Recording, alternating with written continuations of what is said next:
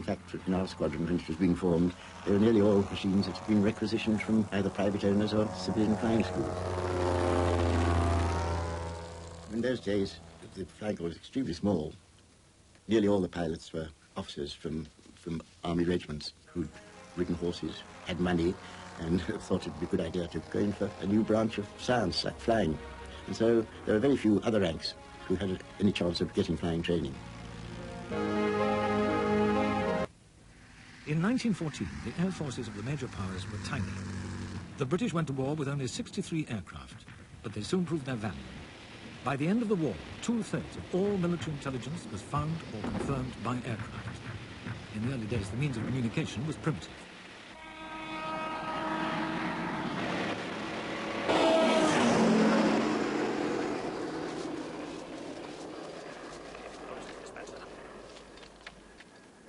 Right, we better get this back to HQ as soon as possible. For the early naval pilots, like Wolfram Eisenhower, getting information back quickly was even harder. If the news was important or urgent, we carried messenger pigeons with us on board, as we had no radio at that time. We wrote our report on a small piece of paper. This was put into a metal tube that was fastened with a clip onto the foot of the pigeon. Then the pigeon was thrown out, and usually they arrived safely.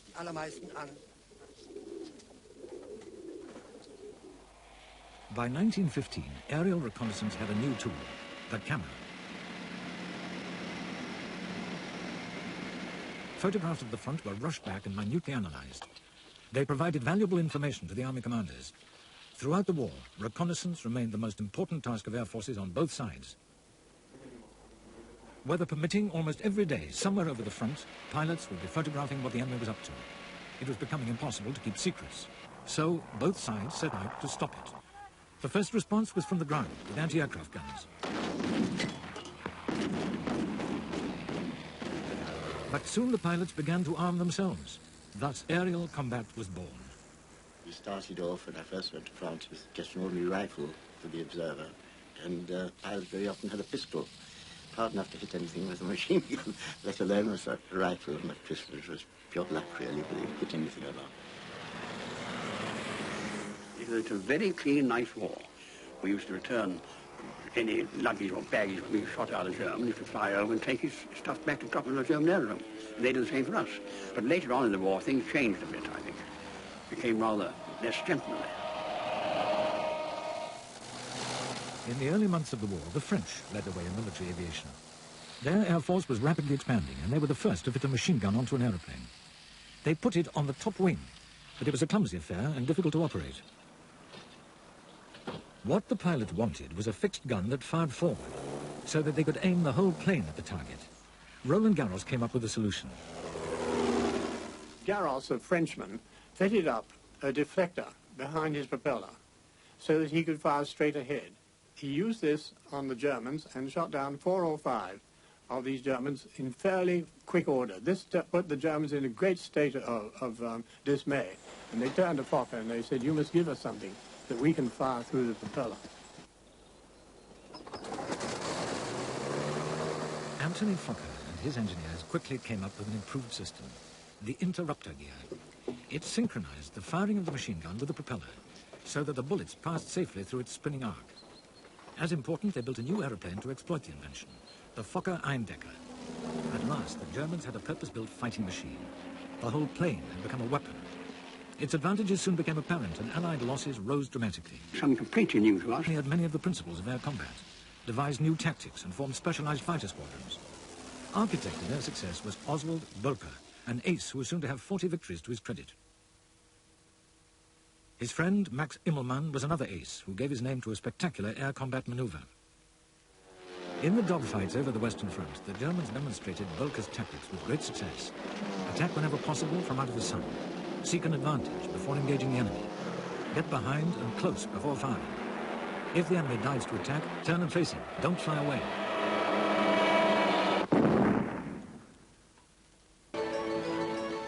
The Sopwith Pup was one of the first British fighters with a synchronized machine gun firing through the propeller. It was fast, extremely maneuverable, and adored by its pilots. Performance killing machines.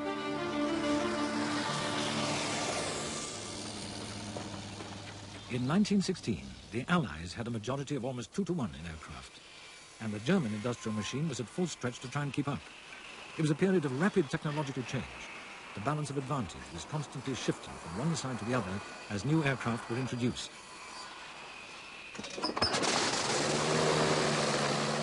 Fighter pilots always wanted more speed. To give it to them, designers built more powerful engines.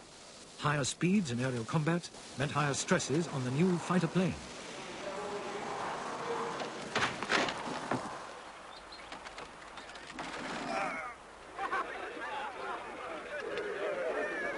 In the war at sea, both sides had been exploring what use they could make of the aeroplane. In 1916, the Germans demonstrated how vulnerable ships were when they sank a Russian destroyer. Furious, a battle cruiser, by building a special deck at the bow of the ship as a runway for the aircraft. But there still remained a problem of where to land. We'd fly off the Furious. At the end of the sortie, we had no alternative but to ditch our aircraft in the sea. You landed a bit high over the waves. The nose would pitch in, and then would settle back into the angle of about 45 degrees, and then you'd hop up and sit on the tail. The destroyer would come up alongside you, and on a calm day, you'd put your foot in the rope fall, and you'd be hoisted up, and you might not even get wet. Because other days, when it was much more stormy, you might get very wet indeed. And we didn't bother about the aircraft that went to the bottom of the sea. The pilot was the important thing. Quite right, too. After all, the aeroplane cost no more than a 16-inch shell, but it was a dangerous business. So the Navy decided to hold trials to see whether or not a plane could land on the short deck on the bow of HMS Furious. The first pilot to land on the 2nd of August 1917 was my CO, Squadron Commander Dunning. And there were little rope toggles, one on each wingtip, and our job to run under the aircraft, seize the rope toggle, and then the pilot would cut his engine and we'd haul it down. And there was a terrific sort of stir when this first successful landing happened. It really was an historic event. 6 days later, Dunning was to do another landing, and this time he came in a little too high. He waved to us to get clear. He was going to go round again. He opened his engine up and choked it a little. The aircraft stalled and cartwheeled over the side. And really, by sheer misfortune, he actually was drowned. Dunning, though, had proved that the concept could work. In 1918, the Royal Navy took delivery of HMS Argos. The age of the aircraft carrier had dawned.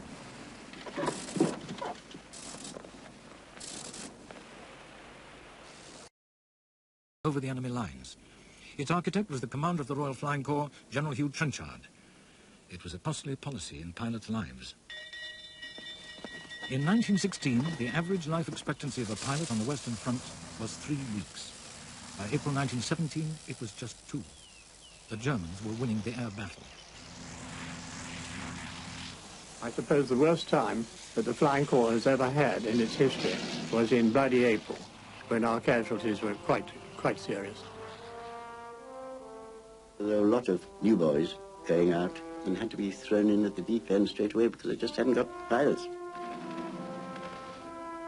They went very often with only 15 or 16 hours solo. In 6 weeks, in the spring of 1917, the Royal Flying Corps lost 20% of its pilots. You could dive and maneuver, fast turns and so on, and the other fellow couldn't attack you.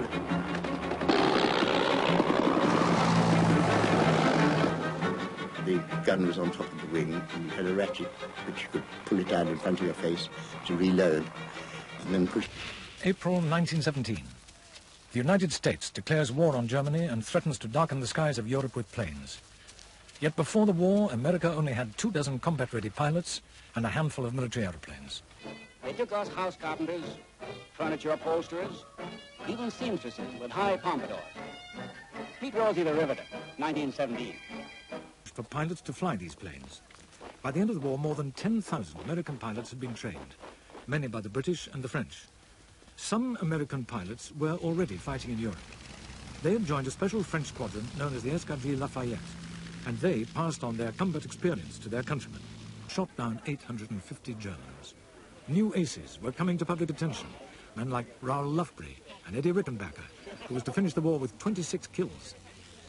It was Baron Manfred von Richthofen, a national hero, winner of Germany's highest award, pour le mérite. He commanded an elite mobile fighter squadron.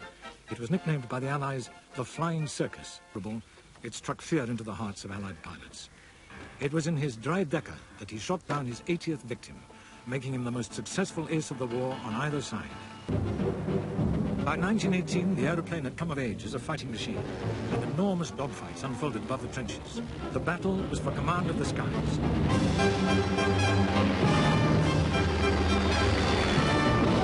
That it was really every man for himself.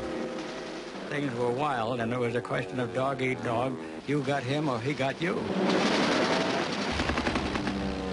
At 21 years old, there's no such thing really as fear. You get so excited with what you're doing that it's more like being in a football game than it is being in a fight. You were scared. You were yelling at the top of your lungs, and if you weren't, you were very determinedly trying to get your enemy before he got you. Not even the great Richthofen escaped. There is still argument about who shot him down. A Canadian pilot, Roy Brown, was firing at him when he crashed, but so was some Australian infantry. Soldiers stripped his famous triplane for souvenirs, but such was the legend of the man. The Allies gave him a funeral with full military honours.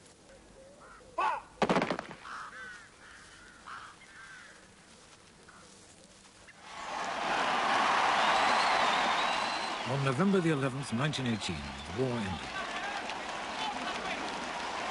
In its 4 terrible years, the air forces had changed out of all recognition. The British now had the first independent air force in the world, the Royal Air Force.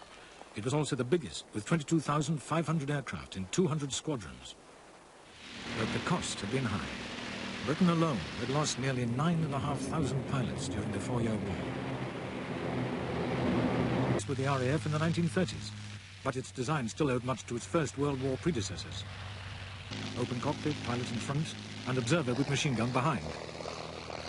Planes were a cheap and effective way of policing the British Empire. But across the Atlantic, the struggle was going on to get recognition for air power as a distinct form of waging war. Its champion was General Billy Mitchell, a flamboyant veteran from the First World War. To prove how effective air power could be, he laid on a number of bombing demonstrations. The targets would be some captured German warships. For the tasks, Billy Mitchell hastily assembled a force, including some Navy flyers, which he trained at Langley Field, Virginia. He taught them the same bombing techniques which he had learned in World War I. Engines were started, and the 1st Provisional Air Brigade took off for a mission which was to test the future of military aviation.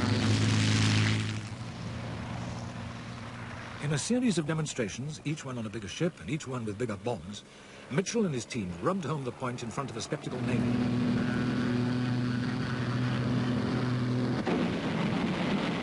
They sank a U-boat, a destroyer, a light cruiser, and then, most spectacularly of all, a battleship, the Ostfriesland, with its 4-layered armoured hull.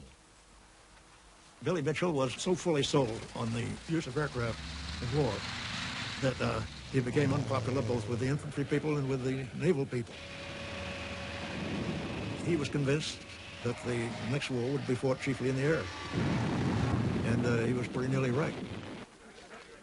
Mitchell's outspoken championing of an independent air force led inevitably to a showdown with the military establishment. He was court-martialed for breach of military discipline and forced to retire. But even as a civilian, he went on arguing the case for air power. There are and have been those in the United States who should be court-martialed for their deliberate suppression of our air power. Today, air power is the first line of defense of every country in the world. Without air power, the nation is lost. Mitchell died in obscurity in 1936, the year that revealed how prophetic he'd been. For as Europe prepared for war again, a new breed of fighter was born.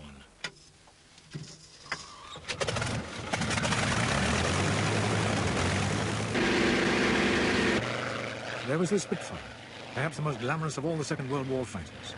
It was armed with 8 machine guns. It could fly at over 400 miles an hour. The German counterpart was the Messerschmitt 109. Fast and well-armed, it had already proved its worth in the German blitzkrieg across Europe.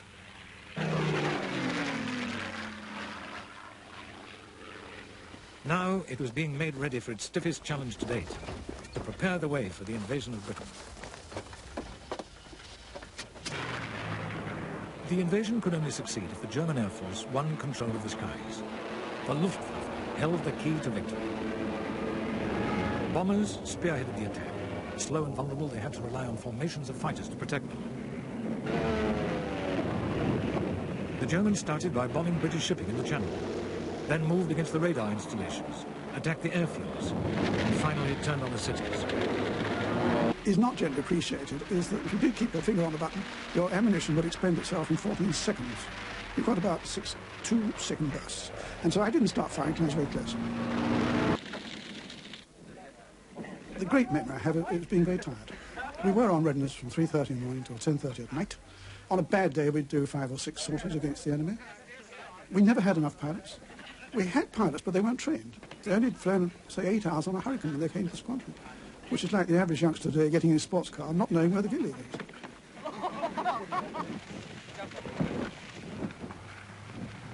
Blue section out there. The RAF pilots were a cosmopolitan bunch, mainly British and Empire. They were reinforced by Czechs, Poles and French. They were much less experienced than the Germans, but they had the vital advantage of operating over their own territory. Radar gave them warning of enemy attacks and allowed them to scramble at the right moment without having to spend too long in the air or burn too much fuel.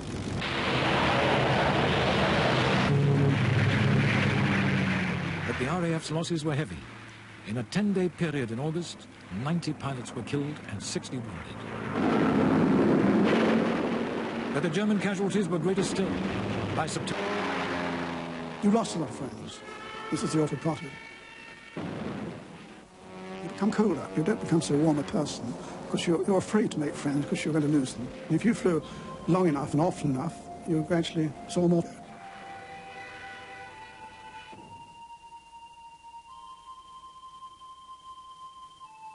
On September the 17th, Hitler called off the invasion.